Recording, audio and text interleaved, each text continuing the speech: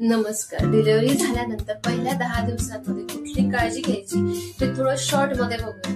पहिला तर एक विश्रांती घ्यायला पाहिजे. बाळ जेव्हा झोपेल तेव्हा तुम्ही पण झोपून घ्या. दुसरं की आहार आपला जो संतुलित, पौष्टिक, गरम, सहज पचेल असा ठेवा. तिसरं एक की पाणी भरपूर प्या. आपल्याला स्वतःसोबतच बाळालाही पाजायचं असतं, त्याच्यामुळे हायड्रेट राहणं गरजेचं असतं. पाणी भरपूर प्या. टाक्यांची व्यवस्थित काळजी घ्या. ती जागा स्वच्छ धुवून जो ऑइंटमेंट दिला असेल तो लावा. स्वतःची पण स्वच्छता ठेवा.